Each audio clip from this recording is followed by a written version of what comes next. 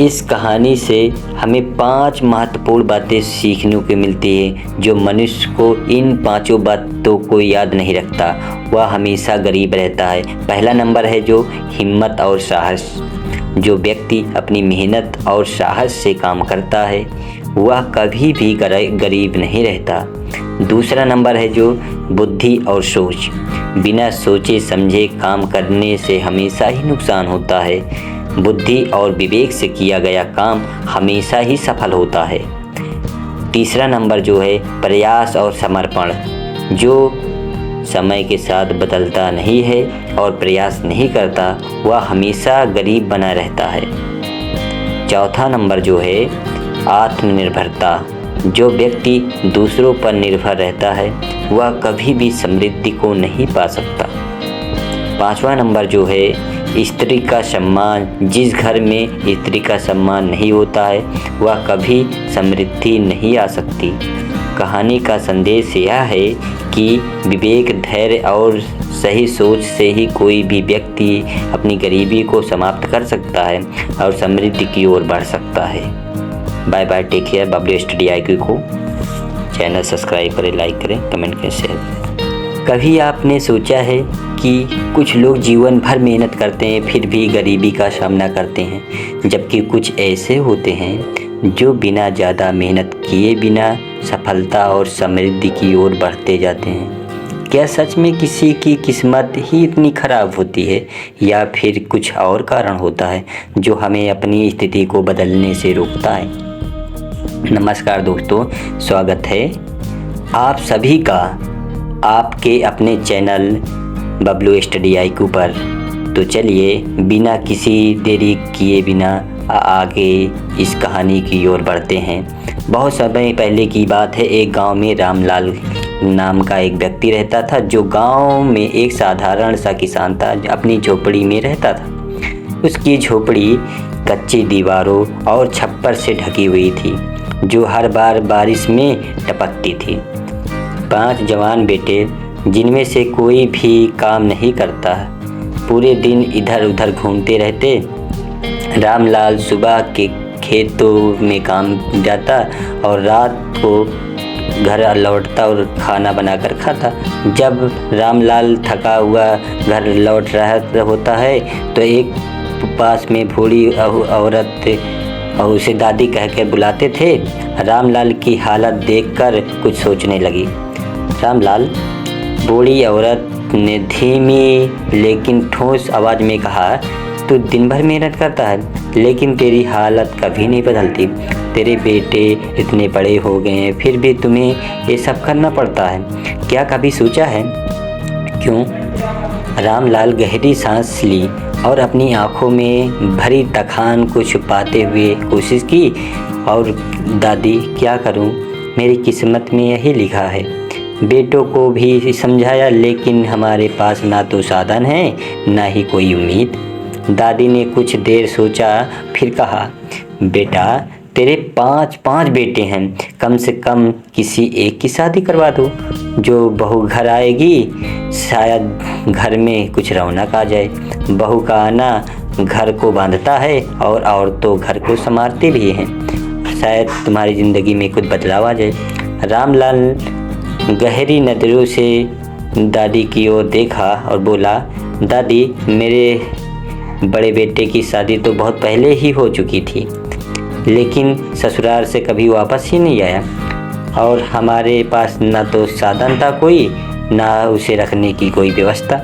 घर की हालत देखते ही और बहुत ही दुखी हो जाते और दादी के चेहरे पर चिंता और अनुभूति होती झलकती है। उसने कहा, तूने कभी सुलाने की कोशिश की?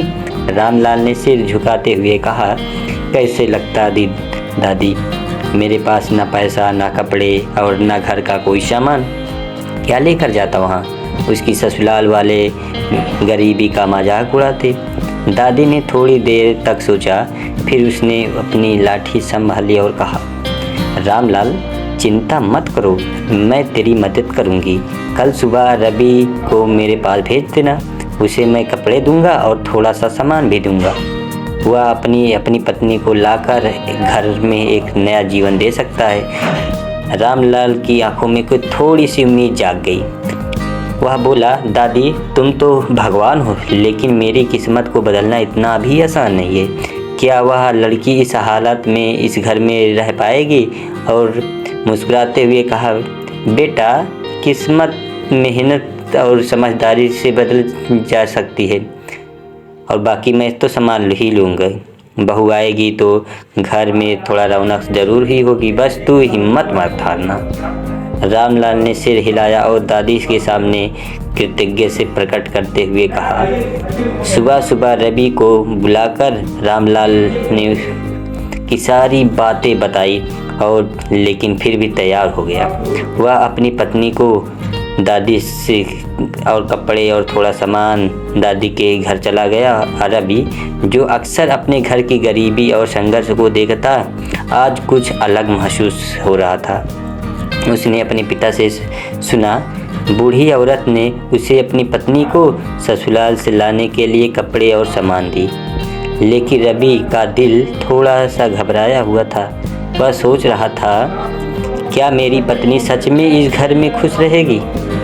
क्या वह इस गरीबी को सह पाएगी? लेकिन फिर भी उसने एक गहरी सांस ली और खुद से कहा, मेरे पास और कोई भी विकल्प नहीं है, और मुझे अपने घर में रौनक लानी है तो एक कदम ज़रूर उठाना पड़ेगी। रवि जल्दी जल्दी तैयार हो गया और बूढ़ी औरत के पास पहुंच गया, और बूढ़ी औरत उसने स्नेह से मिली और चेहरे पर एक संतुष्टि और निश्चित जैसे एक विश्वास था। और रवि एक परिवार दिन बेहतर उसे बड़े स्नेह से मिली। उसके चेहरे पर एक संतुष्टि और निश्चितता थी, जैसे उसे विश्वास था कि रवि का परिवार एक दिन बेहतर होगा। उसने रवि को अच्छे कपड़े दिए, कुछ बर्तन और ज़रूरी सामान दिए और कहा, बेटा यह सामान लेकर जाओ, अपनी पत्नी को ससुराल से लेकर आओ, घर में खुशहाली लाने या यही समय है। रवि ने कपड़े पहनकर और सामान लेकर ससुराल की ओर निकल पड़े। रास्ते भर वह यही सोचता जा रहा था, क्या मेरी पत्नी यह सब समझ पाएगी? क्या वह मेरी गरीबी को लेकर मुझसे नफरत तो नहीं करेगी? रवि की ससुराल वाले उसकी पत्नी का स्वागत बहुत गर्मजोशी से हुआ। ससुराल वाले देखकर बहुत ही खुश थे, लेकिन रवि की पत्नी को यह देखकर थोड़ी हैरानी हुई कि उसकी पत्नी के साथ सामान में कितनी कम चीज़ें थी। उसने सोचा, क्या यह मेरे घर वाले सब देखेंगे? क्या वे सभी गरीबी का मजाक उड़ाएंगे? ससुराल वाले को मनाएगा और कहा, तुम्हें वापस जरूर, यह सामान थोड़े कम है लेकिन हमारी खुशियाँ बड़ी है। 2 दिन ससुराल में बिताने के बाद रवि अपनी पत्नी के साथ घर लौट आया। दोनों को एक नया विश्वास मिला था, लेकिन पत्नी के मन में बहुत सारे सवाल थे। रवि की पत्नी घर लौटते ही देखा उसका घर बहुत छोटा था, और यह कोई भी लड़की अपने सपने के अनुसार नहीं चाहती। घर में कमरा भी छोटा था, रसोई भी साधारण थी, लेकिन सबसे बड़ी बात यह थी कि सब कुछ अस्त व्यस्त था। घर में कोई भी योजना नहीं थी, कोई भी व्यवस्था नहीं थी। जब रवि और उसकी पत्नी घर लौटे तो पत्नी ने देखा कि घर पूरी तरह से गंदा पड़ा था, बर्तन इधर उधर पड़ा था, रसोई का काम अधूरा था, बिस्तर भी अस्त व्यस्त था। रवि और उसकी पत्नी के बीच चुप्पी बिछाई हुई थी। पत्नी ने सोचा, क्या यह घर मेरा है? क्या मैं यहाँ रह पाऊंगी? लेकिन उसने हार नहीं मानी। वह जानती थी कि घर को ठीक करना और यहाँ रहने के लिए कुछ ना कुछ करना जरूरी है। उसने फैसला किया कि वह अपने पति से बात करके घर की सफाई शुरू कर देगी। उसने धीरे धीरे घर को सफाई किया और सफाई और रसोई में बर्तन धुलने लगी। और रवि के खेत से लौटा तो उसने देखा कि पूरी तरह से बदल चुका था। बर्तन धोकर सफाई करके घर को सुंदर और व्यवस्थित किया गया था। घर के हर कोने में एक नई ऊर्जा का महसूस हो रही थी। रवि की पत्नी ने कहा, अब यह घर थोड़ा सा अपने जैसे महसूस हो रहा है। अगर हम सब कुछ मिलकर सब बदलाव लाएंगे तो खुशहाल बना देगा। रात को जब सभी परिवार के लोग एक जगह बैठे थे तो रवि की पत्नी सबको एक साथ बुलाया और कहा, देखिए हम सब मिलकर इस घर को संभाल सकते हैं। अगर हम छोड़ देंगे तो यही हालात हमेशा बनी रहेगी। इसे सुधारने के लिए मेहनत करनी होगी। पहले घर की सफाई, फिर घर के काम, फिर अपनी फसल और व्यवसाय और ध्यान में देना। और रामलाल जो पहले खुद को अपनी गरीबी का कारण मानता था, अपनी बेटी का बात मानता था, और बेटी हमारे पास तो साधन ही नहीं है, फिर भी अगर तुम्हारा विश्वास है तो मैं तो कोशिश करूँगा। रवि की पत्नी ने कहा, हमारे पास साधन नहीं है, लेकिन हमारी मेहनत और समझदारी से हम सब कुछ बदल सकते हैं। याद रखें, सच्ची मेहनत कभी बेकार नहीं जाती। रामलाल की आंखों में आंसू थे। उसने अपनी बेटी का हाथ पकड़ा और कहा, बिल्कुल, अगर हम एकजुट होकर मेहनत करेंगे तो अच्छा बनेगा। और अगले दिन से उनकी पत्नी सभी कामों में हिस्सा लिया। सबसे पहले रवि ने अपने भाइयों को बुलाया और उन्हें खेतों में काम करने के लिए प्रेरित किया। पत्नी ने घर की सफाई को रोज की आदत बना लिया था और घर का माहौल अब बदलने लगा था। रसोई में हर चीज़ व्यवस्थित होने लगी थी। बर्तन अब कभी गंदे नहीं रहते थे और हर व्यक्ति अपने काम में व्यस्त रहते थे। और रवि की पत्नी खेत में नई फसल लगाने के लिए विचार किया। और कुछ समय पहले रामलाल के पास एक छोटी सी जोत थी और ज़्यादातर फसल नहीं उगती थी, लेकिन जब अब पुरानी आदतें बदल चुकी थी। कुछ महीनों बाद स्थिति बदल चुकी थी। शुरुआत पहले जहाँ गंदे थे घर, अब वहाँ अब सफाई और खुशहाली का माहौल है। खेतों में जब अधिक फसल उगने लगी थी। रोटी पहले कम थी, अब भरपूर होती थी। रामलाल महसूस किया, बेटा, सच में जब मेहनत और समझदारी से काम किया जाता है तो किस्मत बदलने में देर नहीं लगती। रवि की पत्नी ने कहा, अगर हम एक साथ रहें तो गरीबी को भी दूर कर सकते हैं। हमारी सबसे बड़ी एकजुटता या एकता है। पिता रामलाल घर की स्थिति को बदलाव लाने के लिए रोज मेहनत कर रहे थे। उसकी बहू ने एक दिन उनसे कहा, पिताजी, आप हर दिन मेहनत करके काम से लौटते हैं तो कुछ न कुछ सामान जरूर लाया कीजिए। घर में हमेशा कुछ न कुछ जरूर चाहिए, क्योंकि घर में खाली हाथ आने से उदास रहता है मन। रामलाल, जो पहले ही अपने बेटे और बहू के अच्छे सुझावों से प्रेरित थे, यह सोचकर मुस्कुराते थे। ठीक बहू, आज से मैं ऐसा ही करूँगा।